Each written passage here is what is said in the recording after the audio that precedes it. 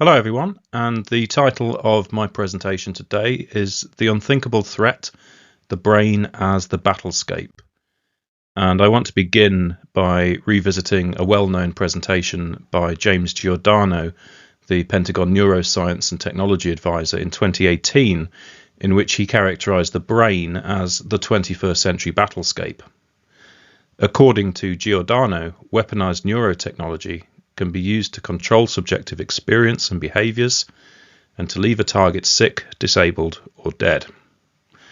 The way it works, he claimed, is, quote, to put minimal sized electrodes in a network within a brain through only minimal intervention to be able to read and write into the brain function in real time, remotely, end quote. And so the kinds of questions that I want to explore today are: how much of this is actually true? What agendas and funding sources are in play regarding weaponized neurotechnology? What is technologically feasible and what is not?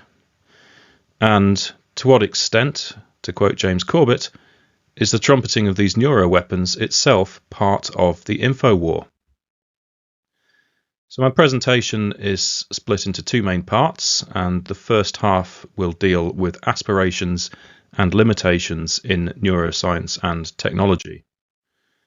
And a long-standing aspiration, going back decades, has been brain-computer interfaces.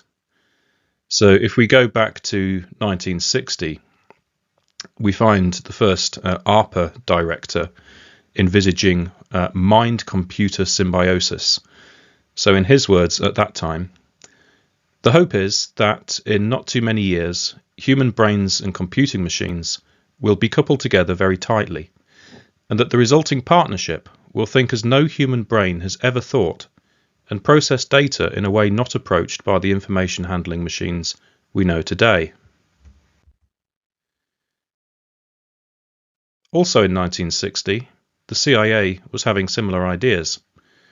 If we look at MKUltra subproject 119, we find that it was interested in the recording, analysis, and interpretation of bioelectric signals from the human organism and activation of human behavior by remote means. We'll come back to that. Delgado, funded by the Office of Naval Intelligence, was famously able to halt a charging bull using remote-controlled electrical stimulation of the brain. In a book with the menacing title Physical Control of the Mind, Delgado predicted that the new technology would provide the essential link from man to computer to man, creating a new means of control of neurophysiological functions. And in 1968, a certain Dr. D. Kretsch of the US Senate Government Operations Committee envisaged that within a matter of decades, there would come a time when we shall have the means and therefore inevitably the temptation to manipulate the behavior and intellectual functioning of all the people through environmental and biochemical manipulation of the brain, something which Zbigniew Brzezinski immediately picked up on. And so the question is, 57 years later, what has actually been achieved? Well, we now have brain implants. The first person with spinal cord paralysis to receive a brain implant, which allowed him to control a computer cursor, was Matthew Nagel in 2006.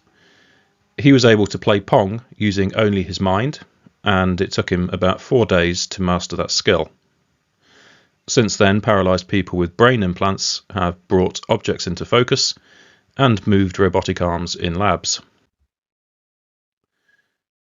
Recently, a woman who had lost her ability to speak had an implant inserted surgically onto the surface of her speech cortex, a paper-thin rectangle with 253 electrodes on it. And this gave her the ability to live stream her thoughts via AI into a synthetic voice with just a 3-second delay.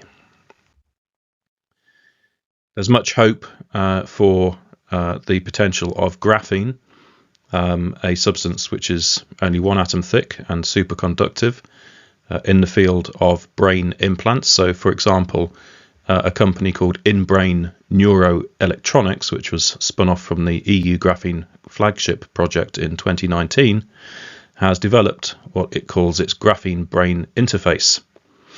According to the promo material, the interface enables perfect brain surface contact, real-time brain mapping, and is easily coupled with smart electronics.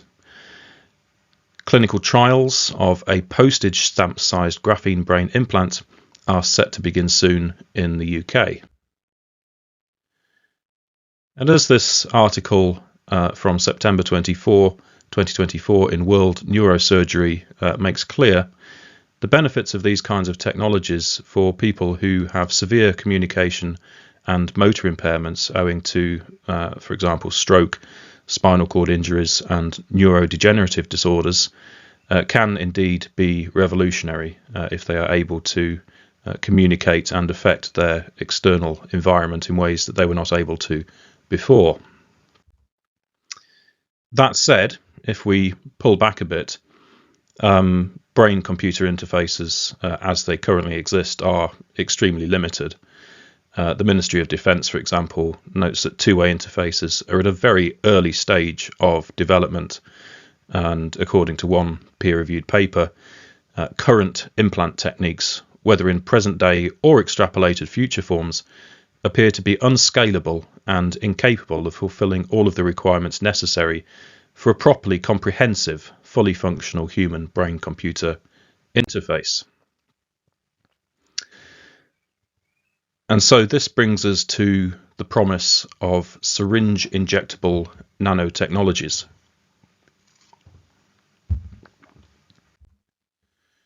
And a key figure here is Harvard's Charles Lieber, who by 2015 had managed to develop with his team an unfolding mesh of electronics which could be injected directly into the brain of a mouse. This is referred to in the literature as nanoscale electronic scaffolds that can be injected via syringe and connected to devices and used to monitor neural activity, stimulate tissues, or even promote regeneration of neurons. To quote Lieber himself, "With our injectable electronics, it's as if they're not there at all. They are 1 million times more flexible than any state-of-the-art flexible electronics and have subcellular feature sizes. They're what I call neurophilic. They actually like to interact with neurons." And so the question is, can this kind of technology be used in humans? You can see the promise of it. It's non-invasive. It doesn't require surgery. It offers single neuron precision. It's wireless, and it's able to cross the blood-brain barrier to reach deep brain structures. So to quote one article, neural nanorobotics is expected to provide a non-destructive, real-time, secure, long-term and virtually autonomous in vivo system that can realize the first functional human brain-computer interface. Carbon-based nanomaterials, including graphene, can cross the blood-brain barrier following peripheral injection. This is known. And so, for example, when we're thinking about new technologies such as magnetoelectric nanoparticles, which we see here from this diagram in another scientific article, that they can be administered via intravenous injection or indeed intranasal inhalation and be made to find their way to the relevant areas of the brain. At least in theory. Experimentally, as far as I know, this is unproven in humans. Now, all of this is unfolding against the backdrop of biodigital convergence, a grand 21st century project that goes back certainly to this seminal publication by Rocco and Bainbridge which proposes simultaneous revolutions in converging technologies, namely nano, bio, informational and cognitive, or NBIC for short. And the idea is that as these different types of technologies undergo converging revolutions, eventually what NASA chief scientist Dennis Bushnell in 2001 referred to as the IT bio-nano era would be issued in around the year 2020 of all years. Now, in simple terms, what this is really about is introducing nanotechnology into human bodies that is capable of communicating with an external network. And the nanotech component alone received considerable funding in the early 2000s, for instance, from the National Nanotechnology Initiative in the US and also the Nanotechnology Research and Development Act. But more pertinent to our cause today is neurotechnology research funding. And since 2013, massive amounts of funding transnationally have flowed into this area. So, for instance, the US Brain Initiative, established in 2013, the EU's Human Brain Project and Graphene Flagship Project, again, both 2013, Japan's Brain Minds Project, a 10-year project beginning in 2014, and the Chinese Institute for Brain Research. One of the early projects to be funded by the US Brain Initiative was a Rockefeller University initiative to find what they called a new way to remotely control brain cells by combining the use of radio waves or magnetic fields with nanoparticles to turn neurons on or off. And this was successfully achieved in rats, enabling what Rockefeller University called magnetic mind control. A World Economic Forum article on a different project a few years later had the title Mind Control Using Sound Waves. And so we see here from these in-house references to mind control that this was never really fundamentally about health. It's about control. Now, one of the ways that the brain is often modelled is as a computer. And this is entirely in keeping with the mechanistic mindset of technocracy. The idea is always that human beings are reducible to machines. And as we've entered the IT bio-nano era since 2020, we've seen quite a lot of this. The brain as a computer, the body as an operating system, DNA as program code, humans allegedly can be upgraded or hacked, vaccines allow for plug and play, booster shots were sold like battery chargers. Now, the National Research Council in the US back in 2002 conceived of the brain as a nanocomputer. It said, for the first time, nanotechnology is revealing approaches to the design and construction of computational systems based more precisely upon the natural principles of biological nervous systems. Okay, well, that's one way of thinking about it, but we soon run into problems when we go down that road. So, for example, if we consider DARPA's Neural Engineering System Design Program, it had the lofty-sounding ambition of producing neural interfaces to engage more than 1 million neurons in parallel. However, as the program manager Philip Alvelder was the first to recognize, 1 million neurons represents a minuscule percentage of the 86 billion neurons in the human brain. Its deeper complexities are going to remain a mystery for some time to come. And so, in other words, the brain is about 86,000 times more complex than the best possible outcome here in DARPA's NESD program. The artist's representation on the right gives a flavour of this. This is just one of the 86 billion neurons in the brain, and you can see all of the synapses and other connections coming from it. Recently, scientists were able to extract and analyse a cubic millimetre size sample from the cerebral cortex, and they found that that tiny sample alone contained 150 million synapses. In total, it's thought that there are about 100 trillion connections in the brain, 1,000 times more than the number of stars in the Milky Way.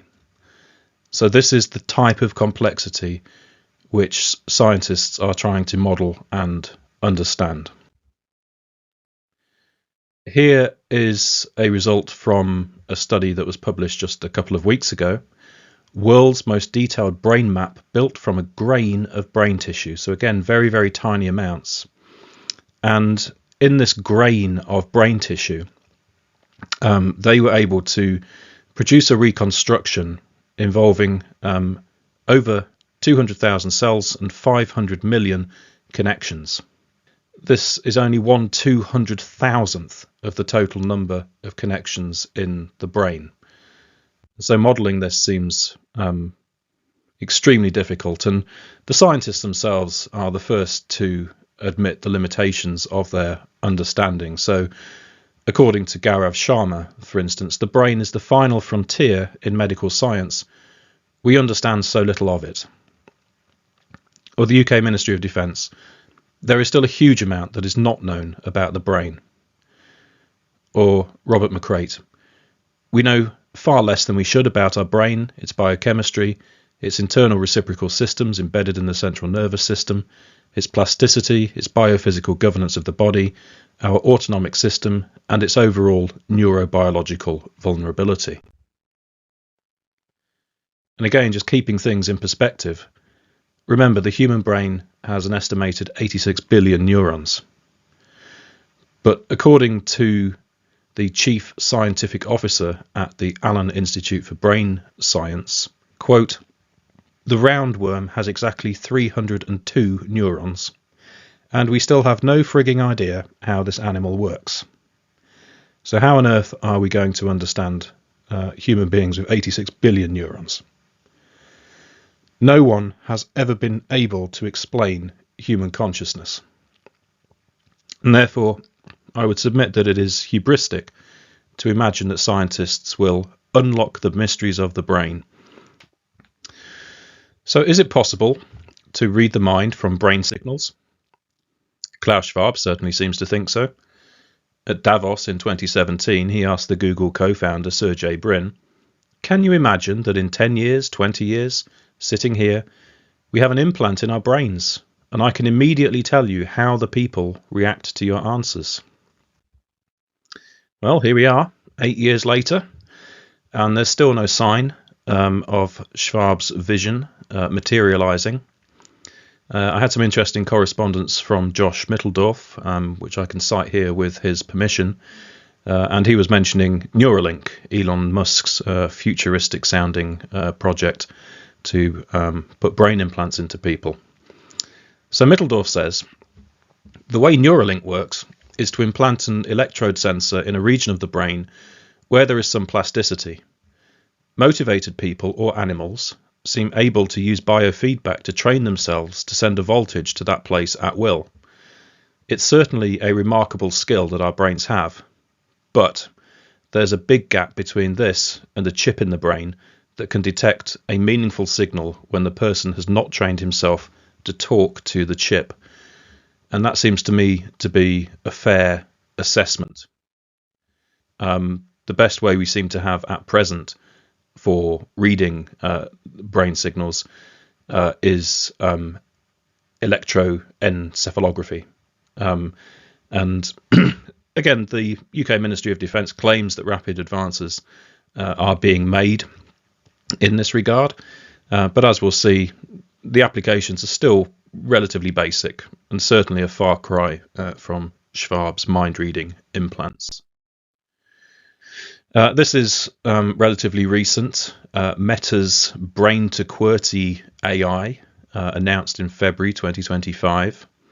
Apparently, it can convert brain activity into text with unmatched accuracy, decoding up to 80% of characters typed by participants whose brain activity was recorded using magnetoencephalography, which is allegedly twice as effective as electroencephalography.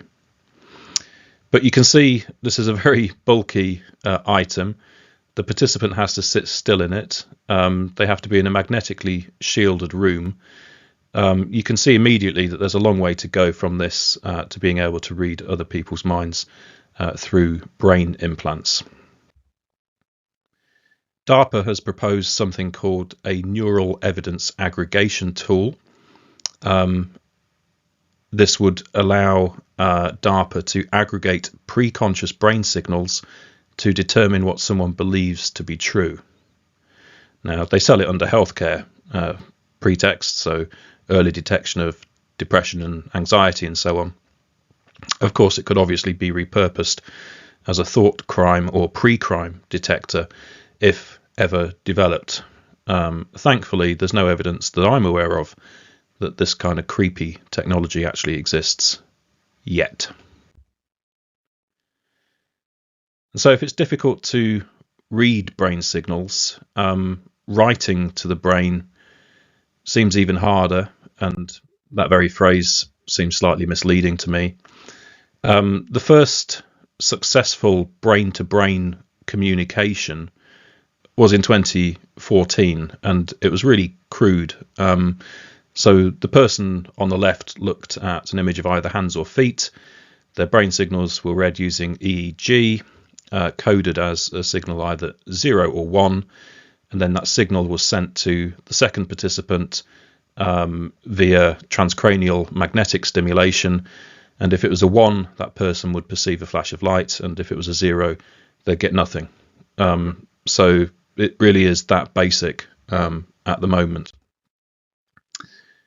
Slightly more complex was a 3-way exercise in which 2 people would look at this kind of Tetris-like game and make a decision on whether or not the block needed to be rotated.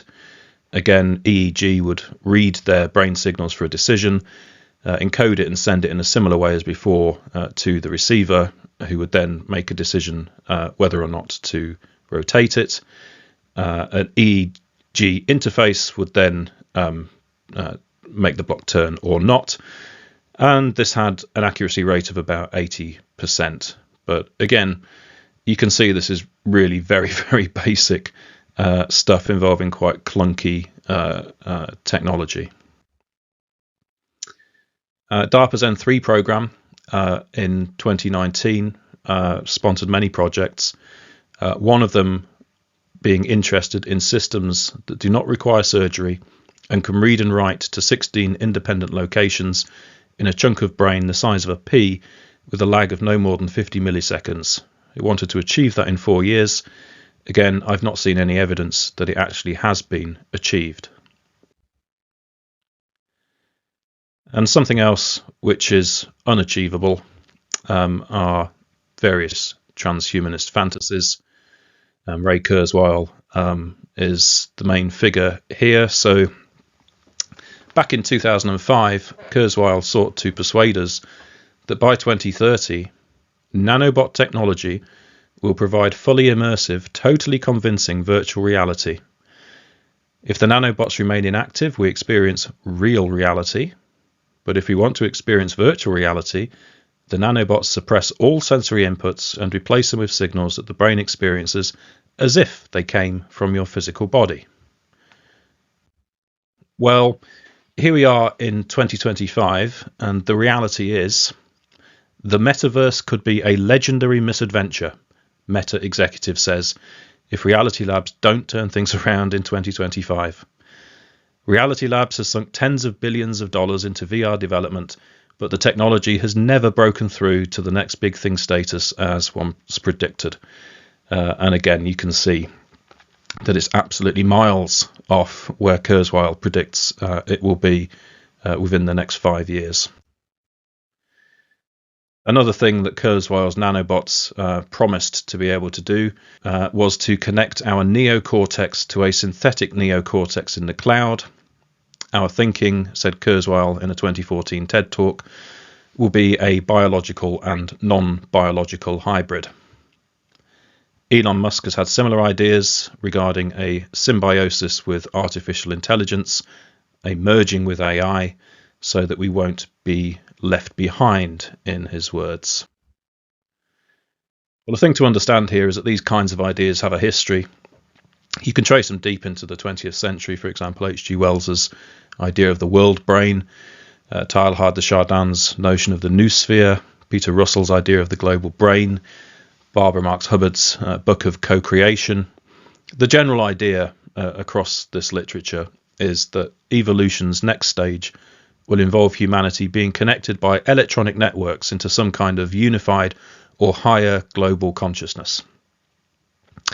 As Jacob Nordangard has written about in his book Rockefeller Controlling the Game, these kinds of ideas are Rockefeller funded and also linked to New Age movements. And so it seems to me that ultimately they are rooted in a secularized form of religion fit for a world state, not in science. So the second part of my presentation is going to look at the military dimension behind all of this. Electromagnetic warfare has a long history, which I made a presentation on in the summer of 2024. But for our purposes, Havana syndrome is particularly interesting. This was a cluster of mystery illnesses that afflicted US and Canadian diplomats and their families who were stationed in Havana, Cuba in 2016. Now, where this gets interesting is what happened to their brains. MRI scans from 23 men and 17 women showed changes in brain structure and functional connectivity between different parts of the brain. Havana syndrome, of course linked to Cuba, is blamed on foreign actors and official enemies. In fact, Havana syndrome proves to be transnational. Individuals have been targeted in multiple countries. Now, coming back to the victims in Cuba, one of the treating doctors there, Douglas H. Smith, said, "None of these patients we have seen suffered any type of blunt head trauma, and yet their symptoms are remarkably similar to those found in persistent concussion syndrome." So this is what Len Burr calls non-kinetic brain injury. And therefore the significance of Havana syndrome is that it indicates the existence of targeted electromagnetic weaponry capable of damaging the brain without the need for physical trauma or concussion. McCreight calls this kind of weaponry neurostrike. And so you can see why people have concerns about 5G in this regard, a targeted form of EMF. If individuals are targetable by EMF, then non-kinetic brain injury, the equivalent to a blunt head trauma, could be caused remotely and invisibly. And of course, what happens if the targeting is made more precise by brain implants serving as targeting devices? We do have to consider these kinds of possibilities, particularly as the World Economic Forum seeks to normalize the idea of brain chips. So Klaus Schwab, for example, said that first we will implant them in our clothes, and then we'll implant them in our brains or under our skin. Another WEF participant said brain implants are part of a natural evolution that wearables once underwent. And Duke University professor Nita Farhani called at Davos for a massive shift from wearables to implanted brain technology. Well, it looks pretty dangerous to me if most of the population is walking around with brain implants. They become targetable. Another military dimension to all of this is NATO's cognitive warfare doctrine, which was announced in 2020. It has a lot to do with disruptive ICT, particularly regarding social media, which makes it possible to identify millions of individuals, to profile them all psychographically, and then to target their cognition. The problem is that when news feeds and comment sections and content recommendations and so on are all algorithmically manipulated, an individual's sense of reality can be distorted. And when that happens, The rational discussion and debate that is necessary for democracy to function is undermined by the echo chambers created by algorithms. A society that's composed of people experiencing different social realities can't communicate properly, it can't function democratically, it can't have rational debate and discussion. In fact, it can only be managed technocratically. And so cognitive warfare has what NATO's Francois de Cluzel calls the potential to unravel the entire social contract that underpins societies. And that, I would submit, is precisely the point. The point of the Omni-War is to destroy centuries of liberal tradition and replace it with global technocracy. Unlike in traditional propaganda, individuals subjected to cognitive warfare are not mere passive recipients of certain kinds of messaging, but rather actively help to drive the messaging themselves through social media and other forms of online participation. In that respect, de Cluzel says, the individual becomes the weapon. The objective is to make everyone a weapon and to harm societies. Again, cognitive warfare is blamed on official enemies such as Russian disinformation, but we see it playing out in our own societies. Dual-use technology is something that we also need to think about, and the civilian mask that some of these military operations adopt. Going back to the early NBIC literature, the seminal report by Rocco and Bainbridge that I mentioned was formalized with the encouragement of the US Department of Defense. Similarly, the early NBIC research projects were sponsored by all three major branches of the US military, so the Air Force Office of Scientific Research, the Army War College, and the Office of Naval Research.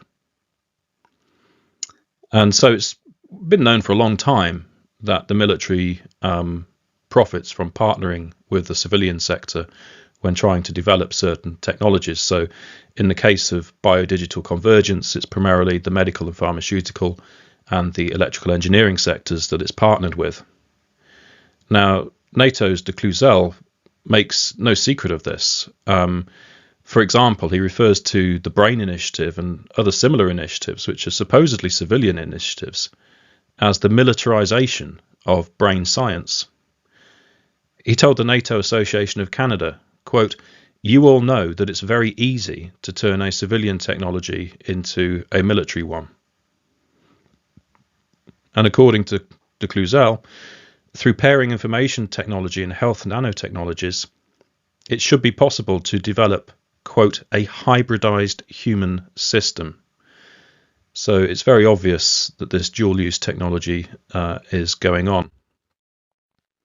We also know that DARPA has invested large amounts of money in a large number of neuroscience and technology programs since at least 2002. I have a long list of them in my book.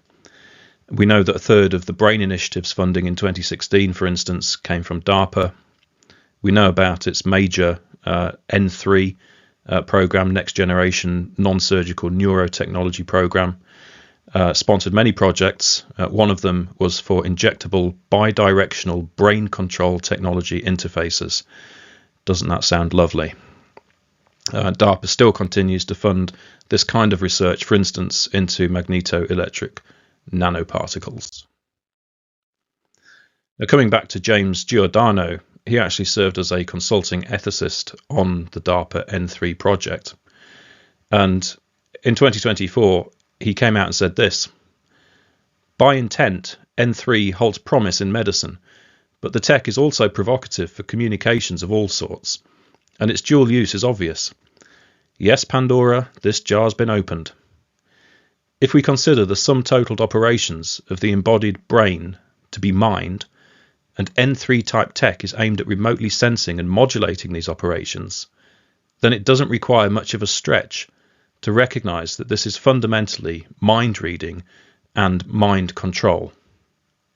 I ask you, what kind of an ethicist has no qualms about opening Pandora's box and using this kind of technology to pursue mind control?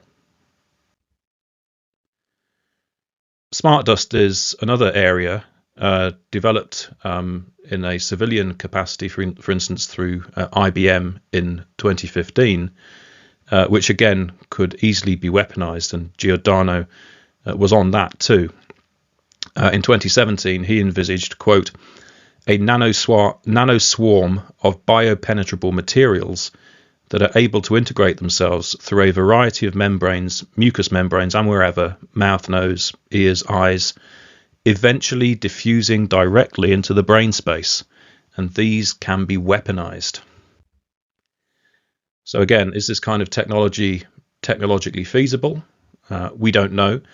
We do know that DARPA in 2019 was funding research into minutely invasive technologies that can be swallowed, sniffed, injected, or absorbed into the human body. I'm not aware of what the outcome of that research was. At the time, the project program manager said that this was a whole new ecosystem that doesn't exist right now. But the question is always, with all of this funding and investment, how long will it be before such technology does exist? And indeed, does it exist already? Which brings us to the realm of classified military technology. And so the Harvard historian of science, Peter Gallison, in 2004, estimated that the volume of classified scientific research is 5 to 10 times greater than publicly available scientific research. So what this means is that we need to have a very large degree of intellectual humility when thinking about classified technology. The public actually has no idea what is scientifically and technologically possible behind the scenes.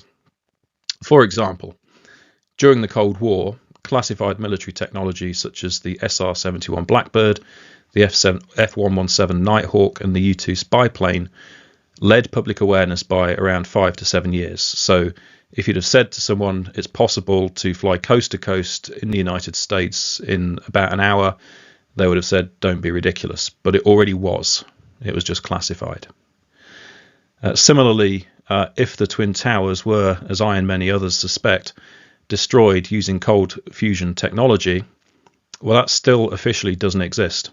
And in that case, the disclosure gap could have widened to at least 24 years.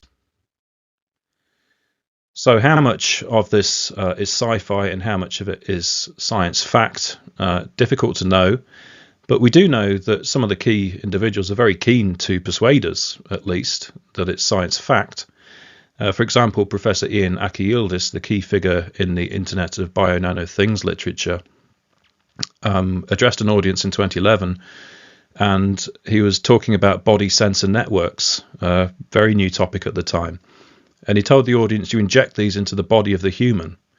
And as he did so, he explicitly took pains to deny that this was science fiction. He was telling them then that it could already be done. Similarly, the Israeli scientist Ido Bashley in 2013 is seen here on the right. He gave a TED talk about syringe injectable nanobots equipped with antennas and IP addresses. And one of the first things he said was that all the technologies that you are going to see here now are real.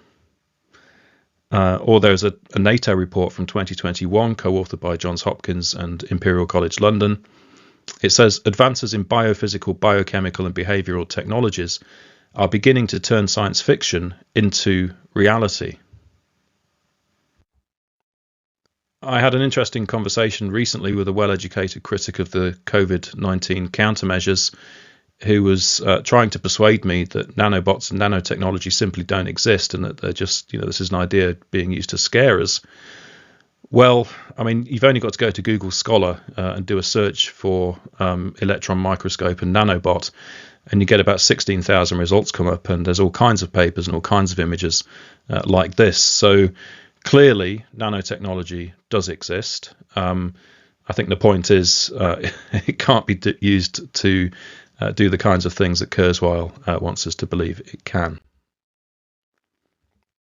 NATO commander Cornelis van der Kloor certainly makes it sound as though supposed sci-fi is already a reality. In a 2023 NATO report, he wrote the following: neural nanotechnology can be used to bring nano-sized robots close to a neuron via the bloodstream and make it possible to link the human brain directly to a computer, making use of artificial intelligence in the process. Now, he appears to be stating that as fact. I mean, is this just an overconfident pronouncement, a prediction? But it sounds as though he's claiming it's already possible. So with these kinds of considerations in mind, I think that Neuralink is a psyop. For example, it had its first human trial participant in January 2024, and a month later that person was able to control a computer mouse with their brain. But if you think about it, that's a worse result than in 2006 when we saw Matthew Nagel playing Pong with his mind after only 4 days of training. So this technology is certainly not revolutionary. It's all about the idea of the brain implant again, a chip planted in a brain. But in 2017, Musk himself stated you could go through the veins and the arteries. So is the public being sold the image of Neuralink as some kind of emergent futuristic technology when self-assembling neural nanotechnologies may already be a reality? I think we have to at least ask the question. And an even more uncomfortable question, has classified technology already been deployed against the public? So with the advent of syringe injectable nanotechnologies, was it just a coincidence that a reported 5.55 billion people were injected with experimental substances off the back of a military psyop? If we're honest, we'll admit that the public has no idea what was in these products that it was pressured, deceived and coerced into taking. There is now a mounting literature on this, and I'll just flash up one image here from a paper out this month by David Nixon. It's a very long paper, deals just with the contents of the Pfizer injectable, and it contains scores of extraordinary images from under the microscope, very lengthy analysis, and Nixon himself finds that these kinds of structures are, quote, indicative of intentional design and principles of programmed assembly. In other words, he thinks there's technology in the shots, and I don't think that we can rule that possibility out. Remote control organisms. So if you think back to that 1960 MK Ultra subproject 119 and an interest in methods for remote controlling human beings, well, what we do know now is that we can remote control mice using magnetothermal neuromodulation. So in 2017, this was used to cause ambulation in mice, or to cause them to rotate about their body axis, or to cause them to freeze, all by stimulating different areas of the brain remotely. There's also what's called nanomind technology, which uses magnetic fields and nanotechnology to remotely activate and control brain regions in mice, modulating both emotions and social behaviours. So what was interesting about that project, again using remote means, was you could make the mice become more nurturing, or you could dial their appetite up and down. And so it does raise the troubling question: could physical and social behaviour in humans be controlled the same way? For instance, to produce docility or obedience or conformity. This could be how you pacify the population. Well, it's hard to know. J.J. Couey, for example, has made the point that mice brains are in fact very different from rat brains, let alone human brains. And so you can't meaningfully extrapolate from experiments in mice to feasibility in humans. And indeed, when you look at the literature on this, it's all conceptual and theoretical when it comes to humans. Nothing has been proven experimentally yet. But again, the intent seems clear. So when we read, for example, Yuval Noah Harari, in 2017, he had this to say: Experiments performed on Homo sapiens indicate that, like rats, humans too can be manipulated, and that it is possible to create or annihilate even complex feelings such as love, anger, fear, and depression by stimulating the right spots on the human brain. The US military has recently initiated experiments on implanting computer chips in people's brains. So again, what kind of mentality is this that is thinking of human beings like rats and talking about the military chipping their brains? In actual fact, it gets quite sick. Consider, for instance, the remote control cyborg beetle. This was back in 2016, but scientists were essentially able to hijack a beetle's muscles and control its walking speed and direction. There's some horrendous videos of this available online. You can see it struggling, but it still obeys the signals.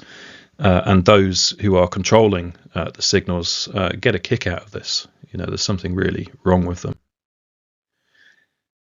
And again, on the crooked mentality of those who are developing these technologies, look at the front cover of Giordano's 2012 book on neurotechnology. You've got a brain attached to a joystick like it's a video game. So there's no medical function whatsoever. There's just direct control. This is how he's thinking about it. Or Bachelet's nanobots. He said in his TED talk, the controller actually links those nanobots to the network like an Xbox. So this is especially troubling when we think about the PlayStation mentality associated with drone warfare and the pilots killing more people than they need to because they're thousands of miles away. It becomes a bit like a video game and they end up with PTSD. So it's not good that these kinds of technologies were immediately conceived of in video game terms.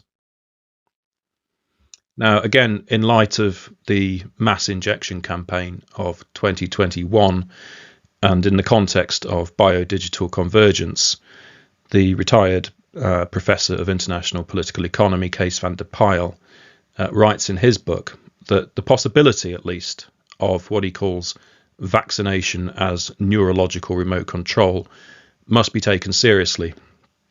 And so in his view, this is not something which is practically feasible yet, but in principle, linking human organisms to artificial intelligence for the benefit of the oligarchy that now controls the planet is possible. So we have to be thinking along these lines. And again, the classified military technology means we simply don't know how much progress, in inverted commas, has been made in that direction. Just as an aside, it's interesting to note that Moncef Slaoui, the chief scientific advisor on Operation Warp Speed and previously the head of R&D and vaccines at GSK, in 2013 announced a move towards electroceuticals that, and this is quoting a paper that he wrote, target individual nerve fibers or specific brain circuits to treat an array of conditions. These will modulate the neural impulses that control the body. So how about that? A figure interested in electroceuticals was at the heart of Operation Warp Speed. And unfortunately, the more we go in this direction, we find that even torture, in theory, becomes possible. And again, we have to remember that electroshock was a key part of MKUltra, but the new nanotechnologies, in theory at least, create some unimaginably horrific tools of torture. To quote Kuiper from back in 2003, or the Defense Intelligence Agency in 2008 said torture could be altered by products in the neuroscience market. Or in 2019, the UN Special Rapporteur on Torture, Niels Melzer, received numerous reports of electronic torture and forms of torture involving medical implants and conceivably nano or neurological devices. So there are some who say, well, why would they do this? There's no need to develop such kinds of technologies.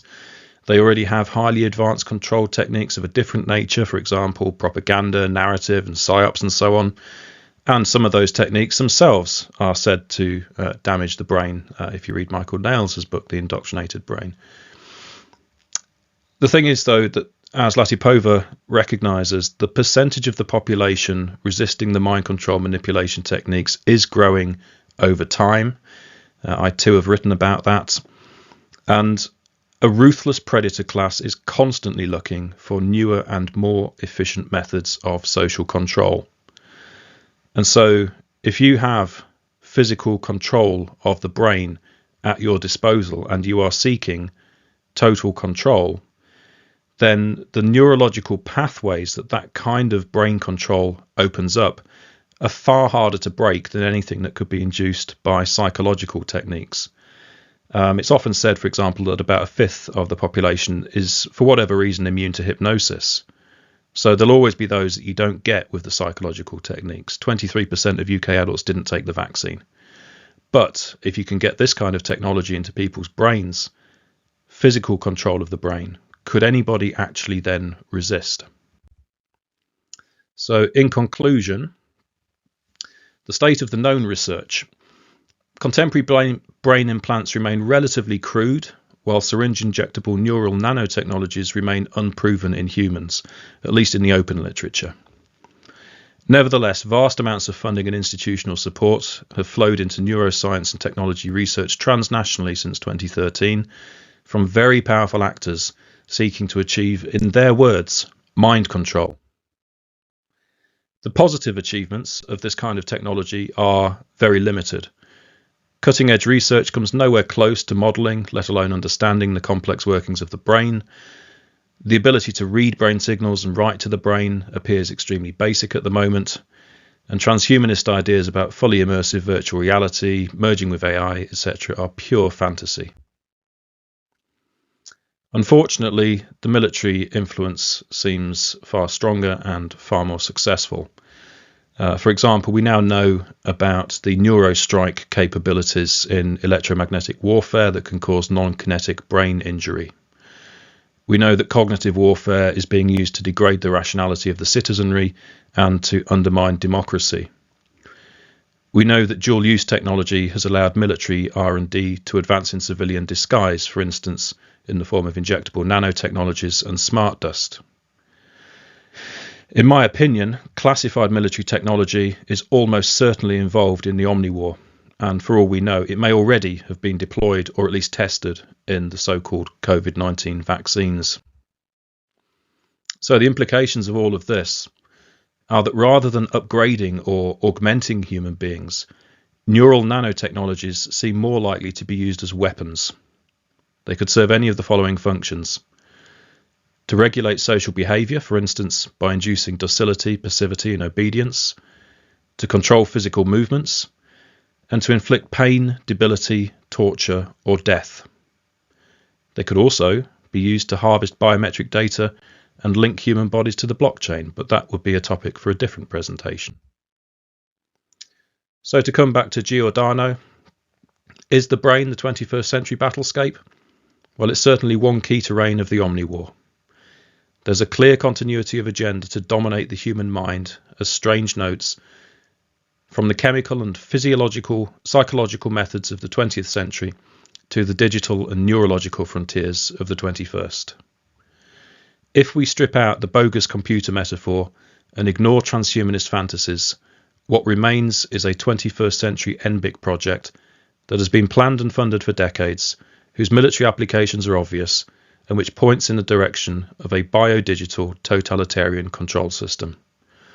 All of this is consistent with the war for technocracy and the ultimate aim of the transnational ruling class to use novel technologies to enslave the rest of humanity. So thank you for your attention. A few pieces of further information to close. All of the years and images in this presentation are hyperlinked to the original source.